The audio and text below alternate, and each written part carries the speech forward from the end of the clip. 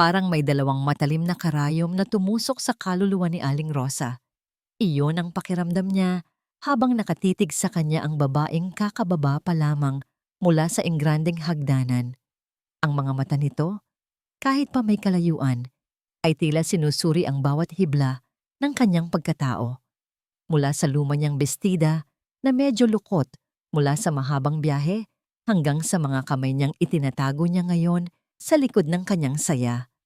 Automatikong napahigpit ang hawak niya sa mga daliring magaspang at may kalyo. Isang malamig na kaba ang gumapang sa kanyang batok at pakiramdam niya'y bigla siyang naging pakaliit sa gitna ng naglalakihang pader ng mansyon. Kanina lang, sa biyahe pa Maynila, ang puso niya ay puno ng pinaghalong pananabik at pag-aasam. Habang maingat niyang inilalagay ang kanyang mga gamit sa isang lumang bag, may isang bagay siyang itunuring na pinakamahalaga sa lahat. Hindi ito alahas o pera. Isang basahan, luma, malambot na sa kapupunas at may bahid pa ng mantsa na hindi na matanggal. Para sa iba, ito'y basura. Ngunit para kay Aling Rosa, ito ang saksi. Saksi sa libu-libong plato na kanyang hinugasan, sa sahig na pinakintab niya hanggang hating gabi, at sa pawis na ipinampuhunan niya para lang mapag-aral at mapagtapos ang kaisa-isa niyang anak, si Leo. Habang tinitiklop niya iyon, halos maamoy pa niya ang mga pangarap na isiniksik niya sa bawat hiblanyon. Ngayong isa ng matagumpay na CEO si Leo at ikakasal na sa isang babaeng mula sa pamilyang kasing yaman ng mga hari, pakiramdam ni Aling Rosa ay nagbunga na rin sa wakas ang lahat. Makikita mo, anak, bulong niya sa sarili habang nasa bus. Magiging maayos din ang lahat para sa'yo. Ngunit ang lahat ng pag-asang yon ay unti-unting natunaw nang una niyang matanaw ang dambuhalang gate ng mansyon. Pagpasok niya, ang bumungad sa kanya ay hindi init ng isang tahanan, kundi ang lamig ng marmol na sahig at ang nakakasilaw na liwanag mula sa isang aranyang gawa sa kristal. Ang bawat sulok ay sumisigaw ng karangyaan, isang mundong napakalayo sa maliit nilang bahay sa probinsya. Ma, andyan na pala kayo. Ang boses ni Leo ang pumutol sa kanyang pagkamangha. Agad siyang niyakap ng anak. Isang yakap na mahigpit, ngunit para bang may kasamang kaba. Naramdaman ni Aling Rosa ang pag-igting ng mga balikat nito. Leo, anak ko, sabi niya. Hinahaplos ang likod ng binata. Ang laki-laki na ng narating mo. Welcome po, tita. Isang matamis ngunit walang emosyong ngiti ang ibinigay sa kanya ni Catherine, ang mapapangasawa ni Leo. Inabot nito ang kamay niya. Ang palad ni Catherine ay napakalambot, napakakinis, kabaligtaran ng sa kanya. Pakiramdam ni Aling Rosa ay hawak niya ang isang babasaging manika. Salamat, Hija. Pilit niyang ngumiti. Sinubukan niyang maging komportable. Iginala niya ang kanyang mga mata. Hinahanap ang kahit anong pamilyar, kahit anong simpleng bagay na pwedeng kapitan ng kanyang loob. Ngunit wala. Lahat ay bago, banyaga at tila ng huhusga. At doon na nga bumaba ang babae mula sa hagdanan. Si Doña Consuelo, ang ina ni Catherine. Nakasuot ito ng isang eleganteng damit na kulay krema at ang bawat hakbang nito ay may bigat ng awtoridad. Huminto ito sa paanan ng hagdan at itinuon ang buong atensyon sa kanya. Hindi ito isang simpleng tingin. Ito ay isang pagsusuri, isang pagtatasa. Tila tinitimbang ni Doña Consuelo ang halaga ni Aling Rosa sa isang sulyap lamang. At habang papalapit ito, isang pamilyar na kislap sa mga mata ng ginang ang nagpabalik sa isang madilim na alaala sa isipan ni Aling Rosa. Isang alaala na matagal na niyang sinubukang ibaon sa limot. Ang malupit na tingin, ang mapanghusgang tono, ang mga salitang tumarak sa kanyang puso na parang punyal. Magnanakaw, biglang nanlabo ang kanyang paningin. Ang marangyang sala ay biglang naging isang maliit at madilim na kwarto ng mga labandera. Ang amoy ng mamahaling pabango ay napalitan ng amoy ng sabon at Clorox. Ang babaeng nasa harapan niya ngayon, hindi, hindi maaaring maging siya. Ngunit habang lalo itong lumalapit, ang pagkakakilanlan ay naging malinaw na parang sikat ng araw. Ang mukha ay mas may edad na, mas pino ng mga mamahaling tratamiento, ngunit ang mga matang yon, ang mga matang puno ng paghamak, hindi yun maaaring pagkamalan ni Aling Rosa. Siya nga, siya ang dati niyang amo. Ang amo na nag-akusa sa kanya ng pagnanakaw. Ang amo na nagpalaya sa kanya na parang isang basahang marumi, walang kahit isang kusing, at may dungis sa pagkatao na habang buhay niyang dinala. Naramdaman ni Aling Rosa na parang umiikot ang kanyang mundo. Ang mga boses sa paligid niya, ang pagpapakilala ni Leo, ang magalang na tanong ni Catherine, ay tila humihina at lumalayo. Ang tanging malinaw na lang ay ang mukha ni Doña Consuelo na nakangiti na ngayon, isang nangiting kasing lamig at kasing talim ng yelo. Ito pala ang palasyo ng kanyang anak. Isang palasyong pinamumunuan ng mismong taong sumira sa kanyang dignidad, maraming taon na ang nakalipas. At sa isang iglap, gumuho ang lahat ng pag-asa na itinayo niya sa kanyang puso. May kakaibang nangyari sa mukha ni Mama. Nakita yon ni Leo sa sandaling magtama ang paningin ng kanyang ina at ni Doña Consuelo. Isang mabilis na pagbabago na para bang isang anino ang dumaan sa mga mata nito, at sa isang iglap, ang bakas ng pananabik ay napalitan ng isang emosyong hindi niya mabasa. Takot? Gulat? Si Doña Consuelo po ang mommy ni Catherine.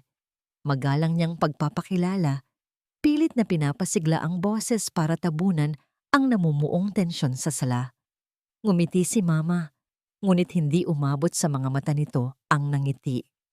Isang pilit na galaw lamang ng mga labi. Ang kaba ni Leo, na kanina pa kumakalam sa kanyang sikmura, ay lalong tumindi. Alam niyang simula pa lang ito. Ang hapunan ay isang tahimik na pagpapahirap. Para kay Leo, ang bawat tunog ng kubyertos na tumatama sa plato ay parang malakas na kalabog ng martilyo. Nakaupo siya sa pagitan ng dalawang mundo. Sa kanyang kanan, si Catherine at ang ina nito kumikilos ng may perpektong kasanayan. Ang bawat galaw ay pino at elegante. Sa kanyang kaliwa, si Aling Rosa, ang kanyang minamahal na ina. Nakita ni Leo kung paano tinitigan ni Mama ang tatlong magkakaibang uri ng tinidor na nakaayos sa tabi ng kanyang plato, na para bang isa yung palaisipan na hindi niya kayang sagutin. Nakita niya ang bahagyang panginginig ng kamay nito nang subukan nitong gayahin ang paraan ng paghiwa ng steak ni Catherine. Isang maliit na piraso ng karne ang tumalsik mula sa plato ni Aling Rosa at bumagsak sa puting-puting mantel.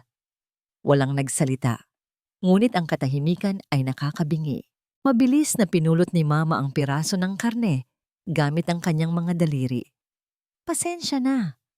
Halos pabulong na sabi nito, napayuko. Isang matamis ngunit may bahid ng pangiinsulto ng ngiti ang sumilay sa labi ni Doña Consuelo.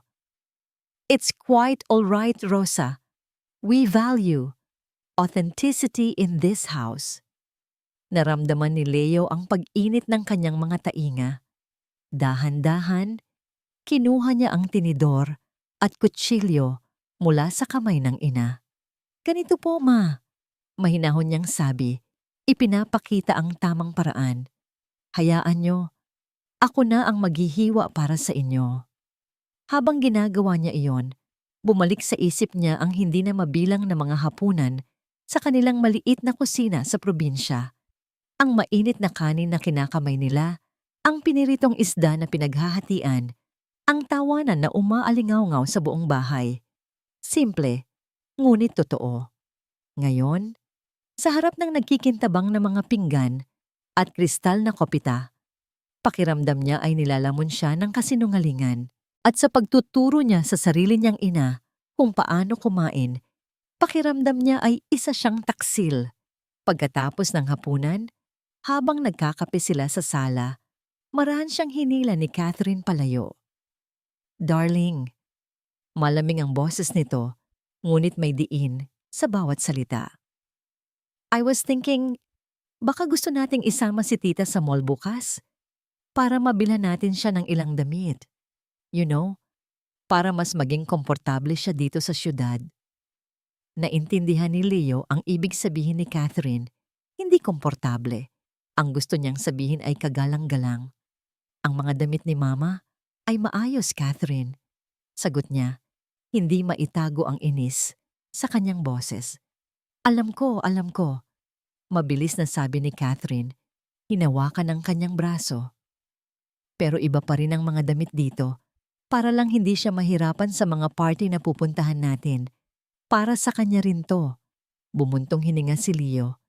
Ayaw niyang makipagtalo. Gabi-gabi na lang yata silang ganito. Sige, pagsuko niya. Okay, tayo na ang bahala. Bumalik siya sa sala para magpaalam na aakyat na. Ngunit napatigil siya sa may pintuan ng library. Narinig niya ang boses ni Catherine at Doña Consuelo sa loob. Hindi niya sinasadyang makinig, ngunit ang mga salitang narinig niya ay tumagos sa kanyang puso na parang mga pako. Hindi mo ba nakikita, Catherine?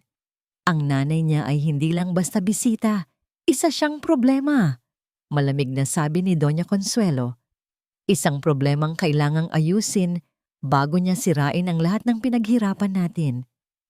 Mananay niya yon, mahinang sagot ni Catherine. At ang kasal na ito ay isang pagsasanib ng dalawang kumpanya. Putol ni Doña Consuelo. Hindi natin pwedeng hayaan ang isang babaeng probinsyana na maging sagabal sa isang multi-billion peso deal. Intindihin mo yan. Hindi na hinintay ni Leo na matapos ang usapan. Tahimik siyang tumalikod. Ang bawat salita ay parang lason na kumakalat sa kanyang sistema. Isang problema. Isang sagabal. Ganoon lang pala ang tingin nila sa ina na nag-alay ng buong buhay para sa kanya.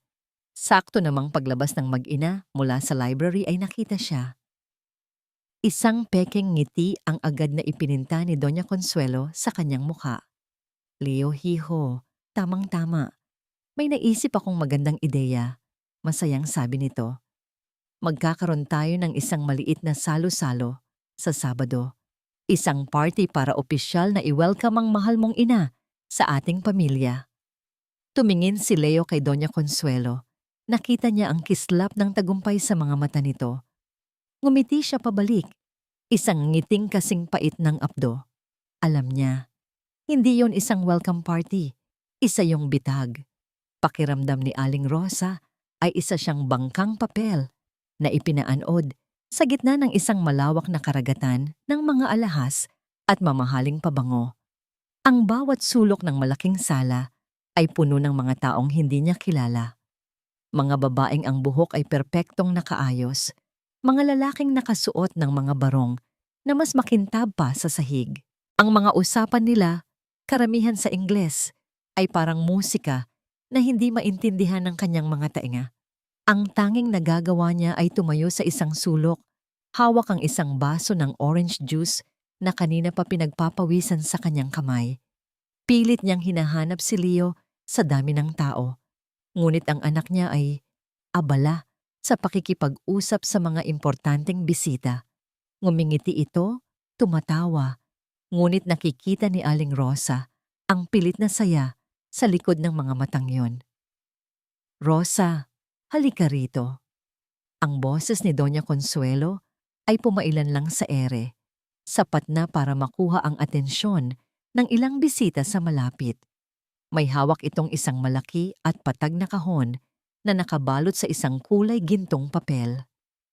Dahil ito, ang unang gabi mo kasama ang aming pamilya, mayroon akong isang munting regalo para sa iyo, sabi ni Doña Consuelo.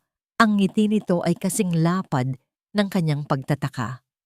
Isang bagay para maipakita ang aming taos-pusong pagtanggap. Nagpalakpakan ng ilang tao. Nahihiyang lumapit si Aling Rosa at tinanggap ang kahon. Mabigat ito.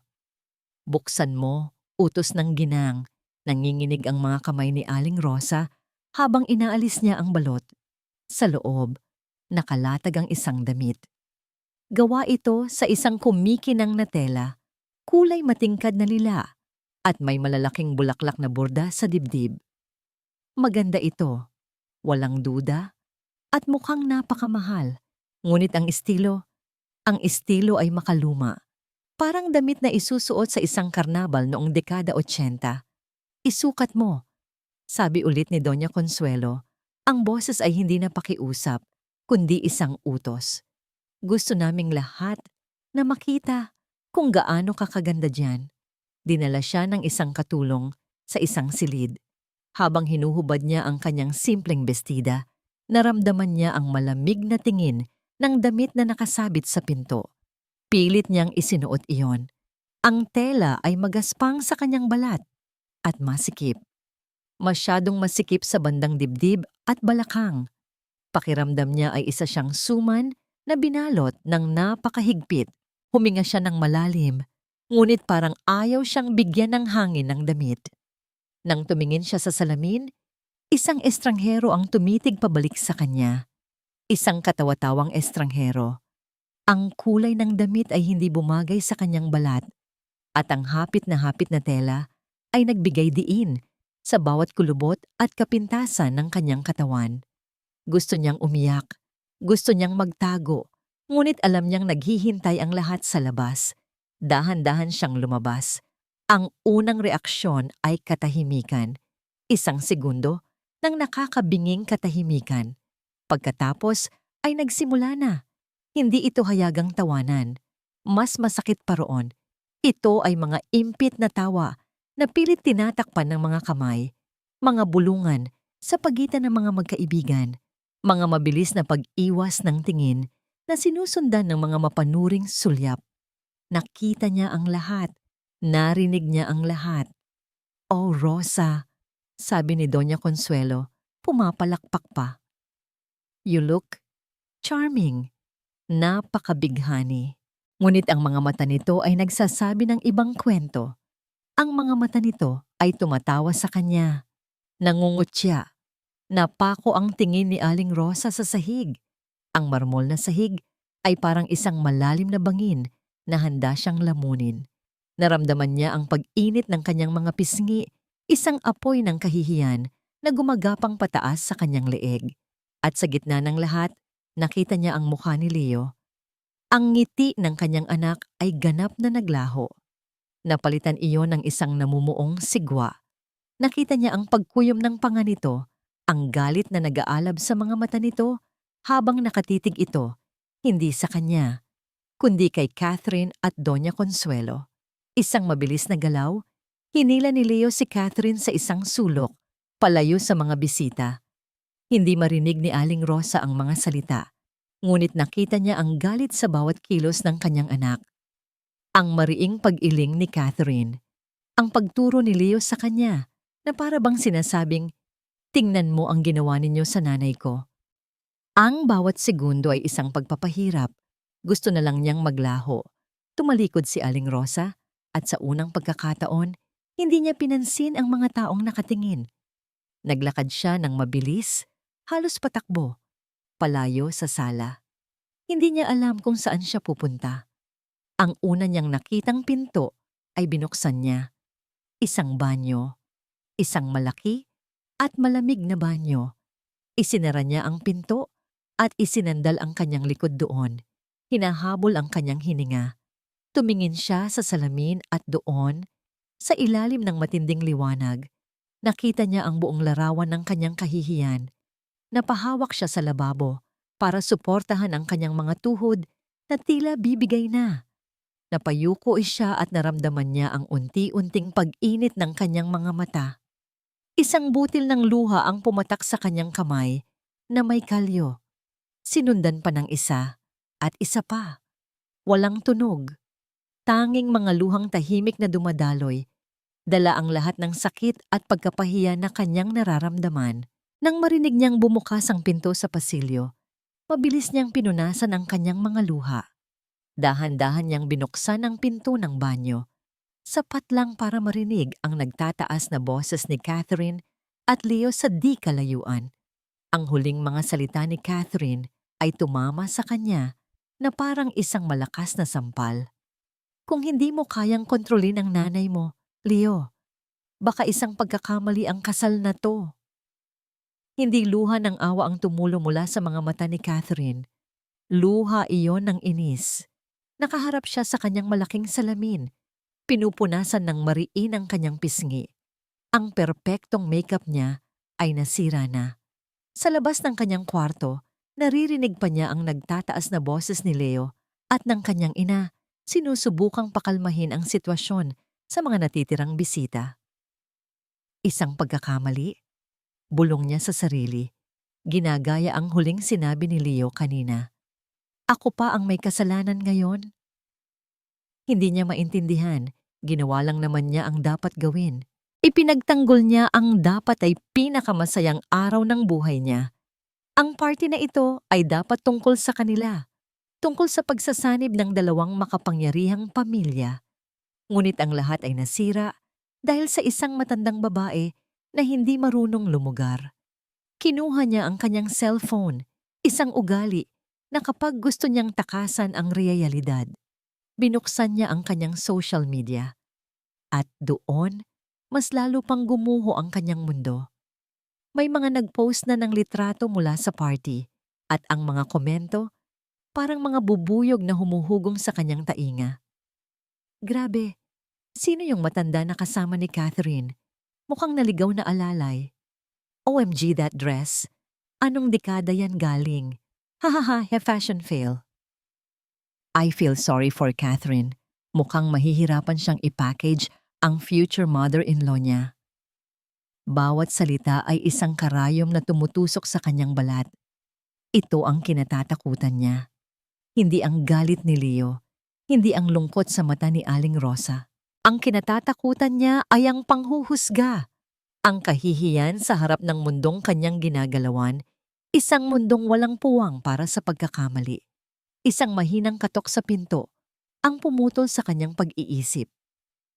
Catherine, anak, pwede ba akong pumasok? Ang boses ng kanyang ina, si Doña Consuelo, kalmado, kontrolado, gaya ng dati. Pumasok si Doña Consuelo at naupo sa gilid ng kama. Ang postura ay perpekto pa rin kahit sa gitna ng gulo. Tiningnan niya si Catherine, hindi nang may galit, kundi nang may awa. Huwag mong sisihin ang sarili mo, Hija, malumanay nitong sabi. Pero galit si Leo, ma. Galit na galit siya. Sumbong ni Catherine. Ang boses ay nanginginig na. Lilipas din ang galit ni Leo. Sagot ni Doña Consuelo, inaayos ang isang hibla ng buhok na naligaw sa mukha ng anak. Ang hindi lilipas ay ang pinsalang magagawa ng babaeng iyon sa pangalan natin, sa negosyo, sa kinabukasan mo. Huminga ng malalim si Doña Consuelo. Tingnan mo ako, Catherine. Ang pag-ibig, hindi iyan ang nagtatayo ng mga imperyo. Ang kapangyarihan, ang gumagawa niyon. At ang kasal na ito, ang pagsasanib ng ating mga kumpanya, iyon ang kapangyarihan. Tinitigan niya ng diretso ang mga mata ni Catherine. Ang pag-ibig ay isang emosyon. Ang negosyo ay isang katotohanan. At sa ngayon, ang nanay ni Leo ay isang malaking balakid sa katotohanang iyon. May kung anong malamig sa tono ni Doña Consuelo na tila nagyeyelo sa puso ni Catherine. Tama ang kanyang ina. Palagi namang tama ang kanyang ina. Kinabukasan, sa pag-udyok ng kanyang konsensya, sinubukan ni Catherine na kausapin si Aling Rosa. Nakita niya itong mag-isang nakaupo sa hardin, tahimik na pinagmamasdan ang mga bulaklak. Tita, panimula niya, hawak ang isang mamahaling cashmere shawl. Para po sa inyo, baka po giniginaw kayo.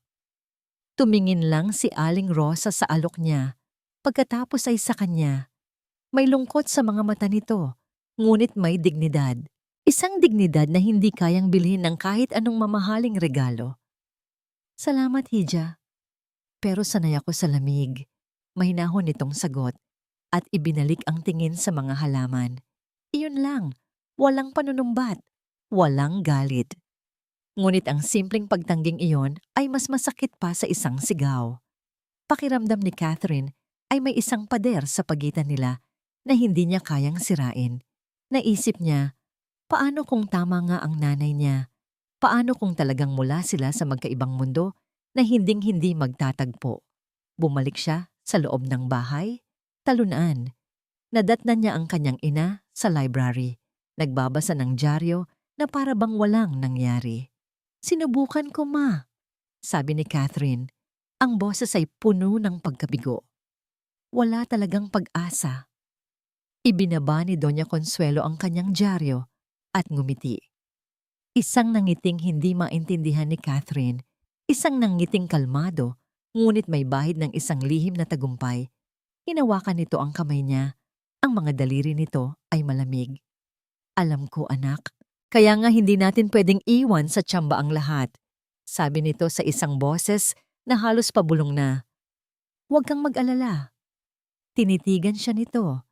At sa isang iglap, nakita ni Catherine ang determinasyon sa mga mata ng kanyang ina. Isang determinasyong nakakatakot. Mayroon akong isang huling plano. Isang plano na aayos sa lahat. Ang kailangan mo lang gawin ay magtiwala sa akin. Para kay Doña Consuelo, ang mundo ay isang malaking chessboard at siya, bilang reyna, ay kailangang protektahan ang kanyang hari, ang kanyang pamilya, ang kanyang pangalan, ang kanyang imperyo.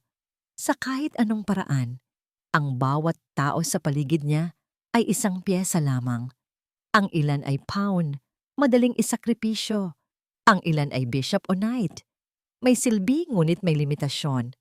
Si Leo, kasama ang kanyang ambisyon at talino, ay isang mahalagang ruok. At si Catherine, ang kanyang anak, ang kanyang tagapagmana.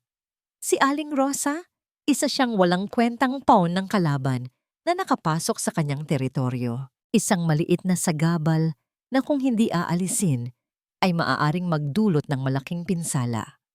Habang nakatayo siya sa harap ng isang malaking salamin sa kanyang silid, pinagmasdan niya ang kanyang refleksyon. Hindi siya masama. Iyon ang paulit-ulit niyang sinasabi sa sarili. Praktikal lang siya. Ang mga desisyon na ginagawa niya, gaano man kasakit, ay kinakailangan para sa mas nakatataas na layunin. At sa gabing ito, may gagawin siyang isang napakapraktikal na desisyon. Biglang bumalik sa kanyang alaala ang isang tagpo mula sa nakaraan. Halos 20 taon na ang nakalipas. Isang batang labandera, payat at mukhang laging takot. Rosa ang pangalan. Naalala niya kung gaano ito kahusay, magtrabaho, tahimik at masipag. Ngunit naalala rin niya ang araw na nawala, ang kanyang hikaw na diamante. Madali lang ituro ang labandera. Sino pa ba? Walang patunay. Siyempre, ang hikaw ay natagpuan din naman. Makalipas ang ilang araw, nahulog lang pala sa ilalim ng kama. Ngunit huli na ang lahat. Napalayas na niya si Rosa. May naramdaman ba siyang pagsisisi? Wala. Para sa kanya, iyon ay isang simpleng pagpapatupad ng patakaran. Isang pagpapakita ng kapangyarihan. At ngayon, makalipas ang maraming taon, heto na naman ang babaeng iyon, handang guluhin ang isang mas malaking bagay kaysa sa isang hikaw. Hindi na mauulit, bulong niya sa salamin. This time, I will cut the thread before it tangles. Alam niyang hindi nagagana ang mga simpleng pananakot o kahihiyan. Napatunayan na iyon ng party. Kailangan niya ng isang bagay na pinal, isang bagay na hindi maikakaila, isang kasalanan na maglalagay ng permanenteng lamat sa tiwala ni Leo sa sarili nitong ina. Nagsuot siya ng isang seda na roba at dahan-dahang lumabas ng kanyang silid. Gabi na. Ang buong mansyon ay tahimik na. Bawat hakbang niya sa makapal na carpet ay walang tunog, parang isang anino na gumagapang sa dilim. Ang destinasyon niya, ang silid, kung saan nakasabit ang wedding gown ni Catherine. Pagbukas niya ng pinto, ang bumungad sa kanya ay ang malaanghel na damit. Nakasabit sa isang manikin sa gitna ng silid, naliligo sa sinag ng buwan na tumatagos mula sa bintana. Milyon-milyong piso ang halaga.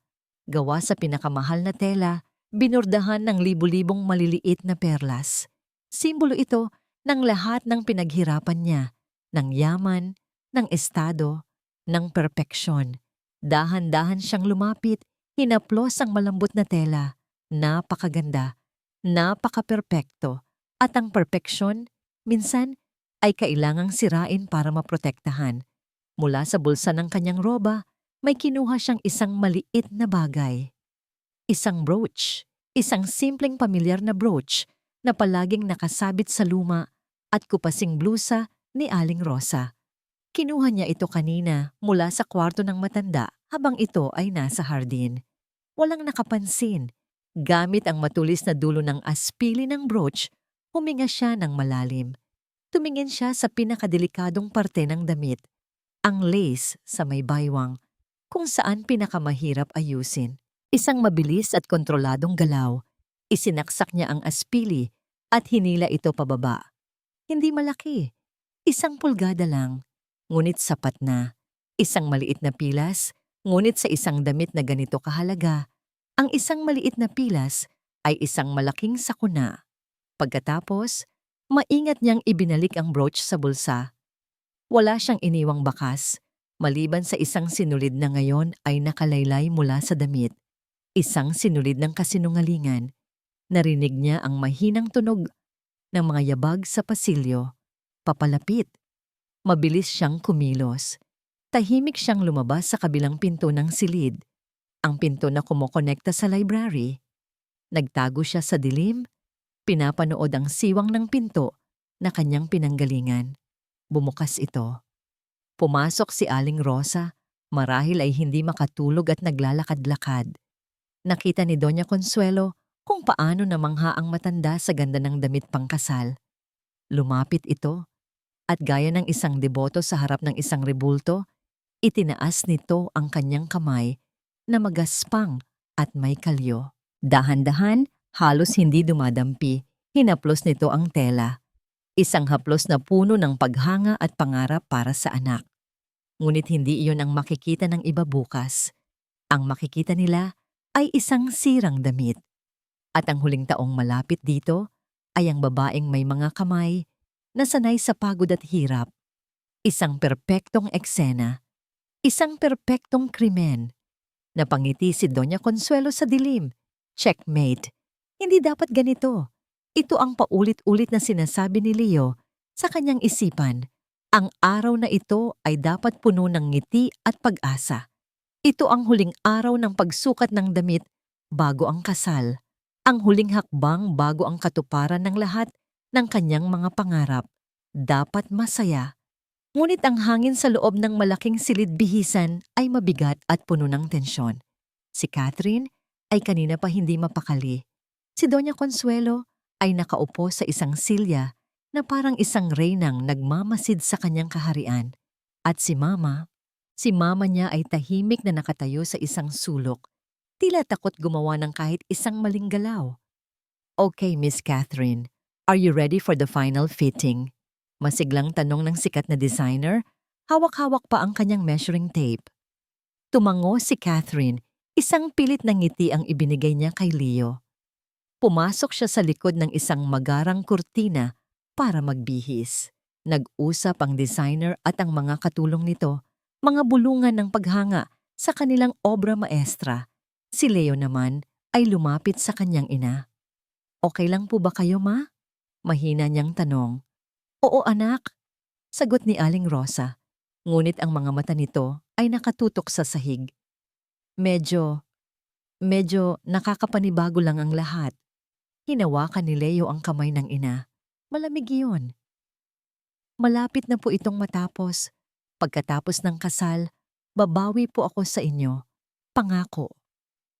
Isang nakakabinging sigaw ang biglang pumunit sa katahimikan ng silid.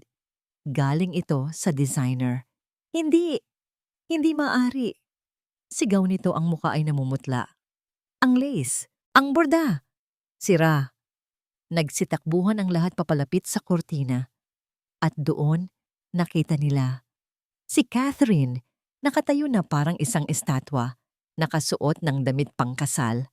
At sa bandang baywang nito, isang maliit ngunit hindi maipagkakailang pilas, isang pilas na sumisira sa perpektong daloy ng disenyo, isang sugat sa puso ng sining.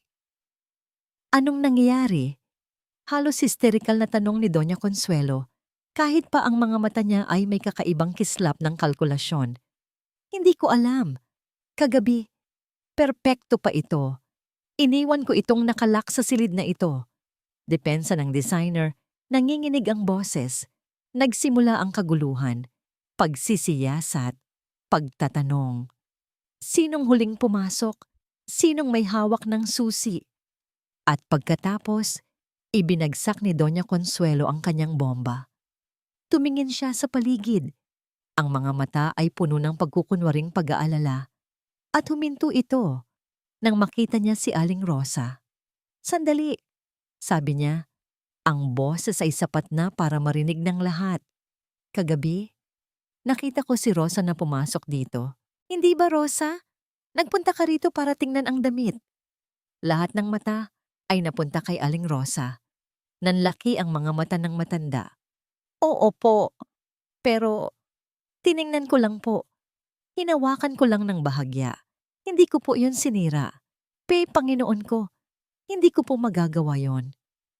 Hinawakan. Mabilis na sabat ni Doña Consuelo.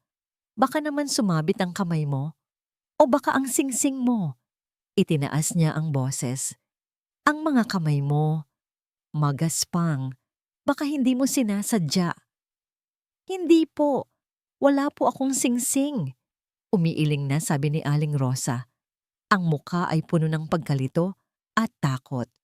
Ngunit ang lason ay naikalat na. Ang duda ay naitanim na. Si Catherine, na kanina patahimik, ay tumingin sa refleksyon niya sa salamin. Nakita niya ang sirang damit, ang sirang pangarap, at lahat ng takot at inis na kinimkim niya sa mga nakaraang araw ay sumabog na parang isang bulkan. Ikaw! Sigaw niya, humarap kay Aling Rosa. Ang mga mata ay nanlilisik sa galit. Alam kong inggit na inggit ka sa akin. Alam kong ayaw mo sa akin para kay Leo. Sinadya mo to. Hindi, Hija. Hindi totoo yan. Huwag mo akong tawaging Hija. Sigaw ni Catherine. Ang luha ay bumubuhos na sa kanyang mga pisngi. Sinira mo ang lahat. Ang araw ko. Ang damit ko. Ang buhay ko. Ano bang klaseng ina ka? Sinisira mo ang kinabukasan ng sarili mong anak. Bawat salita ay isang latigo na humahagupit hindi lang kay Aling Rosa, kundi pati na rin kay Leo. Nakita niya ang pagbagsak ng mga balikat ng kanyang ina. Nakita niya ang pagkawala ng lahat ng kulay sa mukha nito. Nakita niya ang itsura ng isang taong hinatulan kahit walang kasalanan. At sa sandaling iyon, isang bagay ang pumutok sa loob ni Leo. Ang lahat ng pagtitimpi, ang lahat ng pasensya, ang lahat ng pagkukunwari, naglaho. Ang natira na lang ay ang nag-aalab na galit ng isang anak na nakitang niyurakan ang dignidad ng kanyang ina. Humarap siya kay Catherine. Hindi na siya sumigaw. Ang boses niya ay naging malamig, mapanganib. Tama na, sabi niya. Napatigil si Catherine.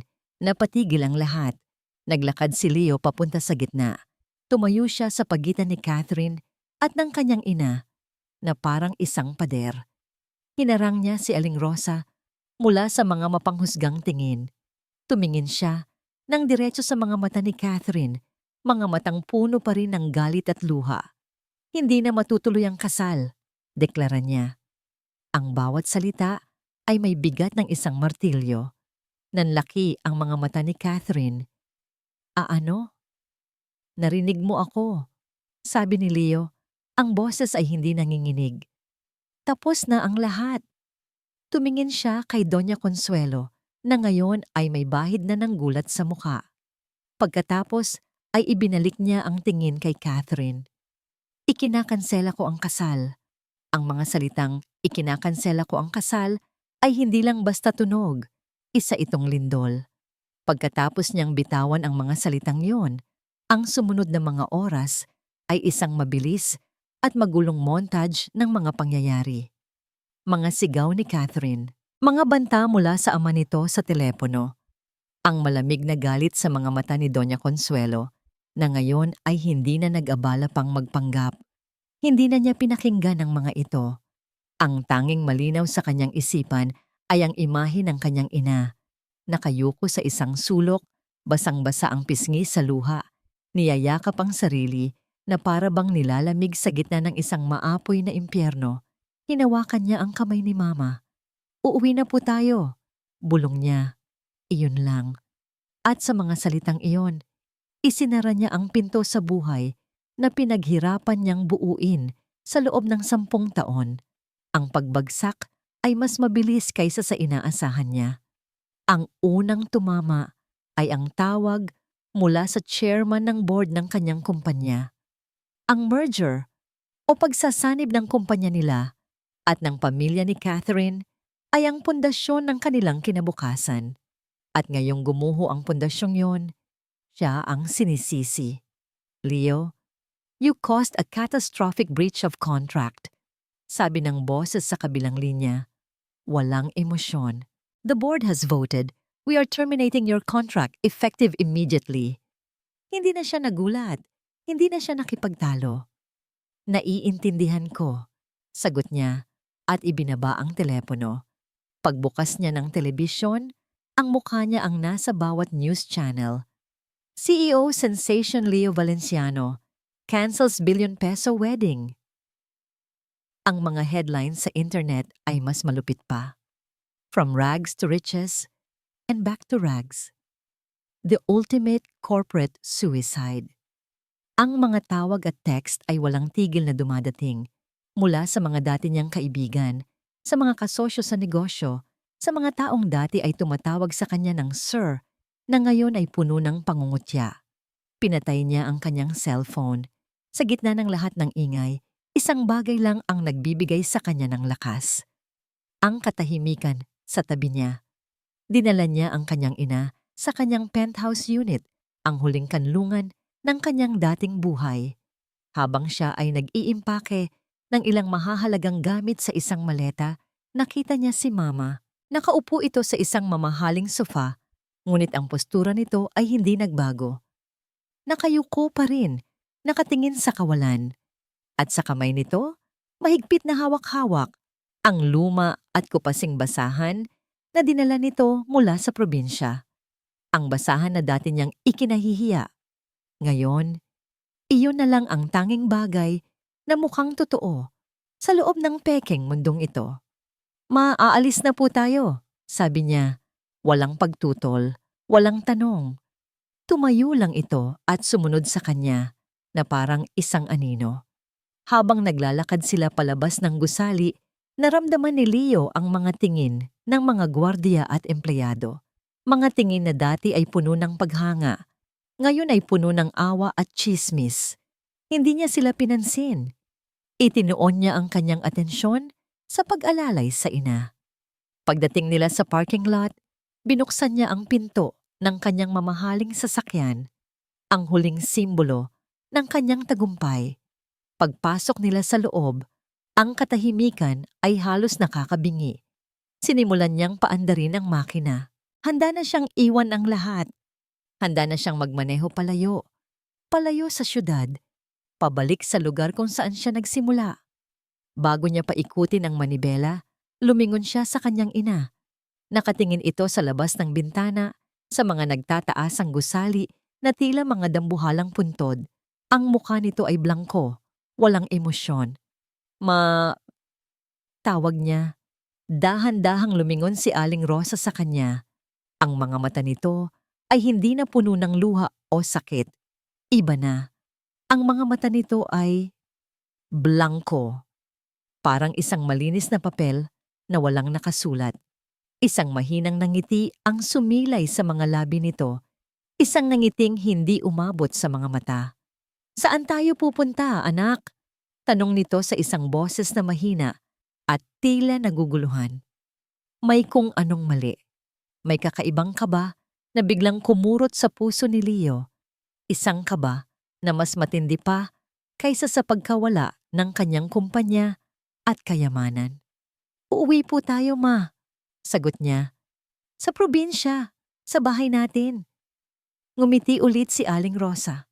At pagkatapos ay itinanong nito ang mga salitang gumuho sa natitirang lakas ni Leo. "Bahay? May bahay ba tayo?"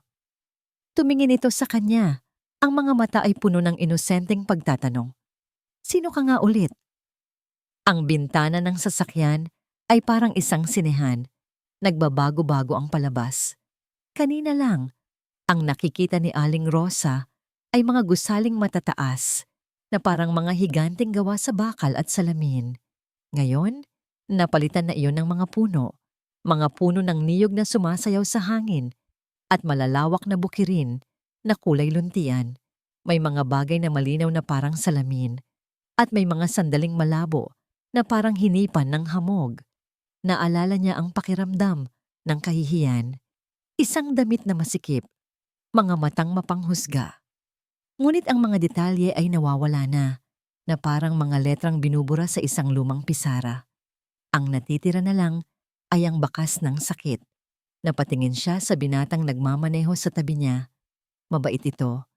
Kanina pa siya kinakausap nito sa isang boses na malumanay at puno ng pag-aalala. Ang mga mata nito, may kung anong pamilyar sa mga matang iyon. "Ricardo," mahina niyang sabi. "Pagod ka na ba sa pagmamaneho?" Nakita niya ang bahagyang pagkunot ng noo ng binata. Isang mabilis na lungkot ang dumaan sa mga mata nito bago ito pilit na ngumiti. "Si Leo po ito, ma," sagot nito. "Anak niyo po." "Leo?" Ang pangalan ay pamilyar. Ngunit ang mukha ay nagiging mukha ni Ricardo, ang kanyang yumaong asawa, lalo na kapag ito'y ngumingiti. Napailing na lang si Aling Rosa. Siguro ay pagod lang siya. "Malapit na po tayo," sabi ulit ng binata. Saan sila pupunta? Kanina, sa isip niya, papasok siya sa trabaho. Sa bahay ng isang mayamang senyora na kailangan niyang pagsilbihan, kailangan niyang maging maingat. Baka mapagalitan na naman siya. Napahigpit ang hawak niya sa kanyang lumang basahan. Ito na lang yata ang tanging bagay na pamilyar sa kanya. Huminto ang sasakyan sa harap ng isang maliit na bahay. Ang pintura sa pader ay natutuklap na sa ilang bahagi. Ang maliit na gate ay kinakalawang na. "Nandito na po tayo," sabi ng binatang nagpakilalang si Leo. Bumaba si Aling Rosa. Ang hangin ay sariwa. Amoy lupa, amoy probinsya. Ngunit ang bahay na nasa harapan niya, estranghero ito sa kanya. Tiningnan niya ang bawat sulok, hinahanap ang kahit anong alaala na pwedeng pagkabitan. Wala. Parang isang larawan na nakita niya sa unang pagkakataon. Pumasok sila sa loob. Dinala ng binata ang kanilang mga gamit. Inalalayan siya nito, papunta sa isang maliit na silid. May isang kama na gawa sa kawayan at isang maliit na aparador. "Ang kwarto niyo po, ma," sabi ng binata. "Naalala niyo pa po ba?" Umiling lang si Aling Rosa. Naupo siya sa gilid ng kama.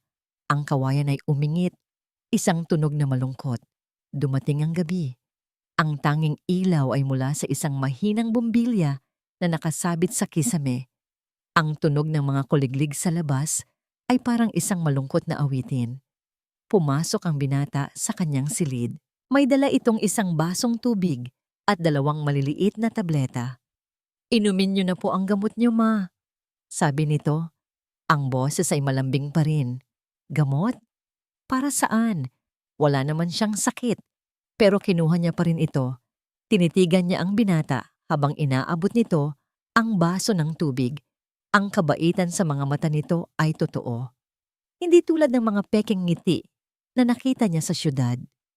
Ang pag-aalala nito ay ramdam na ramdam niya. Pagkatapos niyang uminom, hindi agad umalis ang binata. Naupo ito sa isang silya sa tabi niya. Tahimik lang na binabantayan siya. Tinitigan siya ni Aling Rosa. Pinag-aralan niya ang bawat linya ng mukha nito sa dilim. Isang mabuting tao. Isang estrangherong may napakabuting puso. Bakit ito nandito? Bakit siya inaalagaan nito? Isang tanong ang nabuo sa kanyang isipan. Isang tanong na simple, ngunit puno ng bigat ng isang buhay na unti-unting naglalaho. Lumingon siya sa binata. Sino ka? Tanong niya. Ang boses ay walang bahid ng pagbibiro. Bakit? Bakit ang bait-bait mo sa akin? Ang tanong na, sino ka? Mula sa sarili niyang ina, ay mas masakit pa sa 10 beses na pagpapatalsik sa kanya sa trabaho. Hindi iyon galit, hindi panunumbat. Iyon ay isang blankong pader. Isang pader na naghihiwalay sa kanya mula sa lahat ng alaala na bumuo sa kanyang pagkatao. Pakiramdam ni Leo ay nabura siya. Kinabukasan, isinakay niya ang kanyang ina at nagmaneho papunta sa pinakamalapit na ospital sa bayan. Habang naghihintay sila sa resulta ng mga pagsusuri, pinanood ni Leo si Mama. Nakaupo ito ng tahimik sa isang bench, pinagmamasdan ang mga taong naglalakad na parang nanonood ng isang pelikula. Walang koneksyon, walang partisipasyon. Pagpasok nila sa opisina ng doktor, isang matandang lalaki na may mabait na mga mata, ang katotohanan ay inilahad sa kanya ng walang paligoy. Mr. Valenciano, panimula ng doktor, tinitingnan ang mga resulta ng scan. Ang nanay niyo po ay nagpapakita ng malinaw na mga senyales ng Alzheimer's disease. Nasa early to moderate stage na po siya. Alzheimer's. Narinig na niya ang salitang iyon, ngunit palagi itong parang isang sakit na nangyayari lang sa iba. Sa mga teleserye, sa mga kwento. Ngayon, heto na. Nasa harapan niya, totoo at brutal. Ang pagkawala ng memorya, ang pagkalito, normal na sintomas po yan. Paliwanag ang doktor. Minsan, maalala niya ang lahat. Minsan, kahit ang sarili niyang pangalan ay makakalimutan niya. Wala po itong lunas, Leo. Ang magagawa lang natin ay pabagalin ang paglala nito sa pamamagitan ng gamot at pag-aalaga. Pag-aalaga. Ang salitang iyon ay tumama kay Leo ng may kakaibang bigat. Sa loob ng maraming taon, ang pag-aalaga para sa kanya ay nangangahulugang pagpapadala ng pera, pagbili ng mga gamit, pagpapatayo ng mas malaking bahay. Ngayon niya lang naunawaan, ang kailangan pala ni Mama ay hindi pera, hindi material na bagay. Ang kailangan nito ay siya, ang kanyang oras, ang kanyang presensya. Pag-uwi nila, isang bagong Leo ang isinilang. Ibinenta niya ang kanyang mamahaling sasakyan sa isang ahente sa syudad sa presyong mas mababa sa dapat. Ibinenta niya ang kanyang mga relo, ang kanyang mga designer na damit. Lahat ng bakas ng kanyang nakaraang buhay. Ang pera ay hindi na para sa luho. Para na ito sa mga gamot ni Mama, sa masustansyang pagkain at sa kanilang pang-araw-araw na gastusin. Ang CEO na dati ay nagpapatakbo ng isang multimilyong kumpanya ay natututo na ngayong magluto. Sa unang pagkakataon, siya ang naghanda ng pagkain para sa kanyang ina. Sinubuan niya ito kapag nakakalimutan nitong kumain. Hinimay niya ang isda. Inalis ang mga tinik. Isang bagay na ginagawa ni Mama para sa kanya noong bata pa siya. Isang hapon, nakita niyang may tumutulo sa bubong ng kanilang bahay. Dati, tatawag lang siya ng isang kontratista. Ngayon, siya mismo ang umakyat. Sa ilalim ng init ng araw, gamit ang mga lumang martilyo at pako, kinumpuni niya ang butas. Ang pawis na tumutulo sa kanyang noo ay iba. Hindi ito pawis mula sa tensyon ng isang board meeting. Ito ay pawis ng pagod, ng simpleng trabaho, at sa kaibuturan nito, may kakaibang ginhawa siyang naramdaman. Ang pinakamahirap ay ang mga tanong. Nasaan si Ricardo? Tanong nito isang umaga. Hinahanap ang kanyang ama na 10 taon nang pumanaw. Sino ang mga bata sa litratong ito? Tanong nito habang tinitingnan ang sarili nilang mga litrato noong bata pa siya. Hindi na sinubukan ni Leo na itama siya palagi. Natutunan niyang sumakay na lang sa agos ng mga alaala nito. Kinukwentuhan niya ito tungkol kay Papa na para bang buhay pa ito. Ikinukwento niya ang mga kalokohan niya noong bata pa siya, hindi para maalala nito, kundi para hindi niya makalimutan. Isang gabi, habang pinapatulog niya si Mama, nakita niya itong nakatitig sa kisame. Ang ganda ng mga bituin, bulong nito. Kahit pa ang nakikita lang nila ay ang lumang kahoy na kisame. Ngumiti si Leo. Opo ma, napakaganda. Naupo siya sa tabi nito hanggang sa ito'y makatulog. Pinagmasdan niya ang humihimbing na mukha ng ina, ang mga kulubot na guhit ng pagod at pagsasakripisyo. Nawala na sa kanya ang lahat, ang pera, ang posisyon, ang kapangyarihan. Ngunit habang nakaupo siya roon, sa katahimikan ng gabi, sa tabi ng kanyang ina, naramdaman niya ang isang kapayapaan na hindi kailanman naibigay sa kanya ng pera. Ito ang bagong simula. Hindi na bilang isang CEO, kundi bilang isang anak. Habang inaayos niya ang kumot ni Mama, may nakita siyang isang album ng mga lumang litrato sa ilalim ng kama. Binuklat niya ito. Mga kupas na larawan, ang kanyang binyag, ang kanyang unang araw sa eskwela, ang kanyang pagtatapos, at sa huling pahina, may isang litrato ni Mama. Noong dalaga pa ito, nakatayo sa harap ng isang malaking gate, nakangiti ng malapad. Sa likod ng litrato, may sulat kamay. Unang araw sa Maynila. Puno ng pangarap para sa aking Leo. Biglang may tumusok sa puso ni Leo. Ang pangarap na yon, nasira ba niya? Hinawakan niya ang litrato. Hindi. Hindi pa huli ang lahat. Itatayo niya ulit ang mga pangarap na yon. Hindi na sa pamamagitan ng pera at tagumpay, kundi sa pamamagitan ng pagmamahal. Lumipas ang mga buwan na parang mga dahon na tinatangay ng hangin, mabilis, tahimik, at hindi na maibabalik. Ang dating CEO na si Leo Valenciano ay isa na ngayong ganap na taga-probinsya. Ang balat niya, na dati ay laging nasa loob ng naka-aircon na opisina, ay medyo umitim na dahil sa sikat ng araw.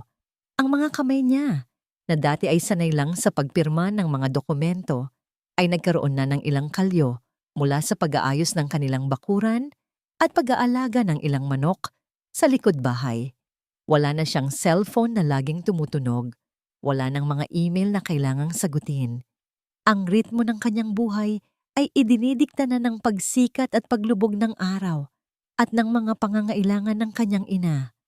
May mga araw na malinaw ang isip ni Aling Rosa. Sa mga araw na yon, uupo sila sa harap ng kanilang bahay at ikukwento nito ang mga alaala ng kanyang kabataan. Masaya si Leo sa mga sandaling iyon. Itinuturing niya itong mga hiyas, mga biyayang panandalian, ngunit mas marami ang araw na malabo ang lahat para rito. Mga araw na tinatawag siya nitong Ricardo o minsan ay Totoy, na parang isang estranghero. Sa mga araw na yon, hindi siya pinanghihinaan ng loob. Natutunan niyang mahalin ang ina, hindi dahil sa mga alaala nito, kundi dahil sa kung sino ito sa kasalukuyan. Isang taong puno ng inosenteng kalituhan, ngunit may pusong dalisay. Isang hapon, habang nagbabasa siya ng isang lumang libro para kay Mama, isang motorsiklo ang huminto sa tapat ng kanilang gate. Isang kartero. May iniabot itong isang sobre. Galing ito sa isang pamilyar na law firm sa Maynila. Kinabahan si Leo. Binuksan niya ito. Sa loob, isang liham at isang tseke. Ang liham ay mula kay Catherine. Maikli lang. Leo, basa niya. Nalaman ko ang lahat. Narinig ko ang pag-uusap ni Mama at ng isa sa mga dating katulong. Siya ang may kasalanan sa lahat. Walang katumbas na halaga ang makapagbabayad sa sakit na idinulot namin sa inyo.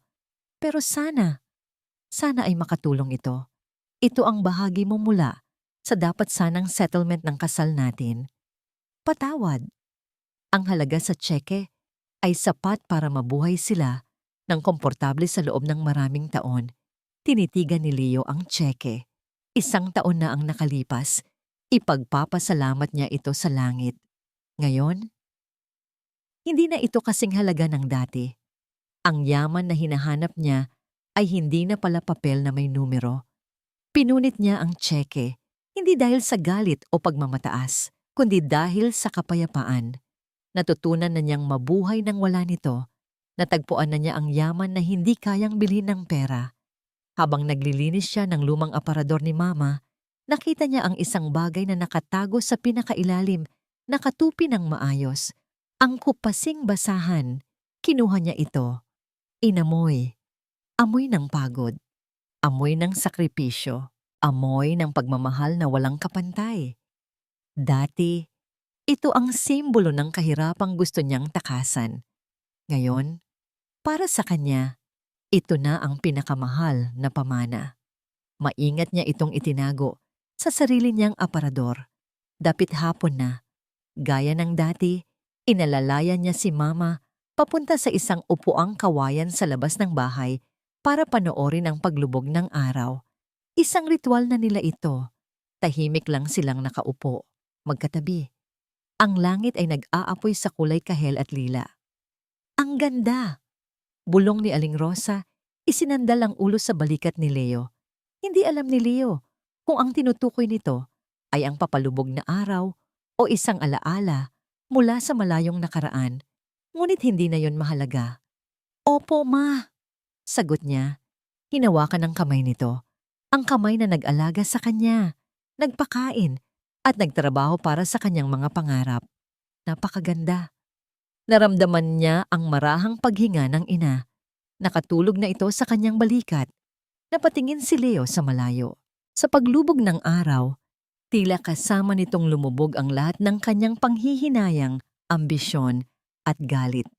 Ang natira na lang ay ang init ng pagmamahal sa tabi niya at ang kapayapaan sa kanyang puso. Hindi na siya si Leo Valenciano, ang CEO. Siya na lang si Leo, ang anak ni Aling Rosa. At sa wakas, pagkatapos ng napakatagal na panahon, naramdaman niyang nakauwi na talaga siya. Salamat po, Ma, bulong niya sa hangin.